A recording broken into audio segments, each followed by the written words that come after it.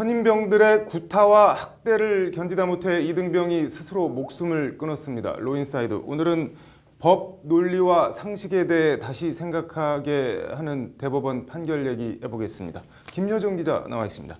김 기자, 먼저 사건 내용부터 좀 간략하게 전해주시죠. 네, 지난 1971년 21살의 나이로 사망한 최모 이등병 이야기입니다. 네. 1971년 1월 육군에 입대한 최 씨가 네. 자대 배치 직후부터 극심한 구타와 학대에 시달리다 같은 해 6월 자신의 배에 총기를 발사해 스스로 목숨을 끊었습니다. 네. 당시 군은 가정 환경 및 복무에 대한 염증 때문이라고 사실을 은폐했고 진실은 40년 가까운 세월이 흐른 지난 2009년 군 의문사 진상규명위원회에 의해 구타, 가혹행위, 학대, 지휘관 등의 관리 소홀이 원인인 사건이다. 이렇게 전모가 밝혀졌습니다. 네. 의문사위원회 조사 결과에 따르면 최 씨는 매일 밤 이유 없이 몽둥이와 곡괭이 등으로 얻어맞아 네. 피고름이 엉겨붙어 속옷을 벗을 수 없을 정도였다고 합니다. 그럼 소송은 어떻게 해서 나오게 된 건가요? 네, 아들이 가정 형편 등을 비관해 죽은 게 아니라는 게 밝혀진 뒤에 네. 어머니 지모 씨는 2013년 국방부에 아들이 군의 잘못으로 인해 죽은 것이니 순직으로 인정해달라는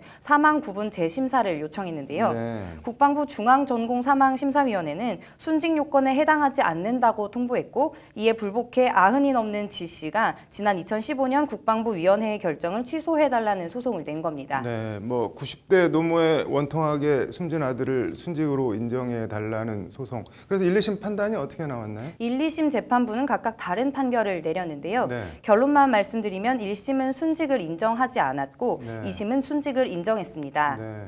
망인의 사망은 직무수행 또는 교육훈련과 관련한 구타, 폭언, 가혹행위 또는 업무 과중 등이 직접적인 원인이다. 따라서 공무상 재해에 따른 즉 순직이라는 것이 2심 판단이었습니다. 네. 오늘 대법원 판결은 어떻게 나왔나요? 네, 대법원은 오늘 이 사건에 대해 각하 결정을 내렸습니다. 각하요? 네, 각하는 소송이나 청구가 요건을 갖추지 못했을 때 주장에 대한 판단 자체를 하지 않고 그대로 재판을 종결하는 결정을 말합니다.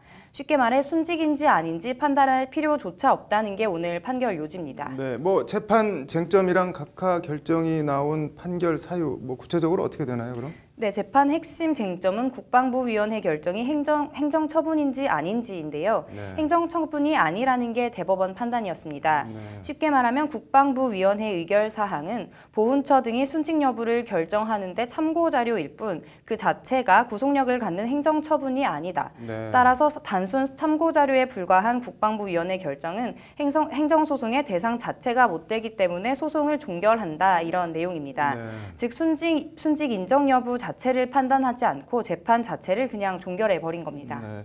그럼 뭐 앞으로 뭘 더 어떻게 할 수 있는 방법이 전혀 없는 건가요? 뭐 항소심에서 이기고 아들의 죽음 이후 46년 만에 순직으로 최종 인정을 받나 했던 90 넘은 노모의 망연자실함이야 네. 더 말할 수도 없을 것 같고요. 네. 법조계 일각에선 국방부위원회의 결정이 사실상 보훈처 등의 관계기관에서 순직 여부를 결정하는 데 구속력을 가지고 있는데 네. 순직을 직접 결정하는 기관이 아니라는 이유만으로 각하 결정을 내린 건 너무 형식 논리에 치우친 판결 아니냐 이런 지적도 있습니다. 네. 하지만 대법원이 일단 각하 결정을 내린 이상 법적으로 더 이상 소송을 통해서 어떻게 할 방법은 사실상 없습니다. 네. 때문에 소송을 대리한 하주희 변호사는 국방부 심사위원회에 재심을 신청해서 다시 판단을 받아보겠다고 밝혔습니다. 네, 이건 뭐 국방부도 그렇고 대법원도 그렇고 뭐라고 코멘트를 하기가 참 할 말이 없네요. 네, 잘 들었습니다.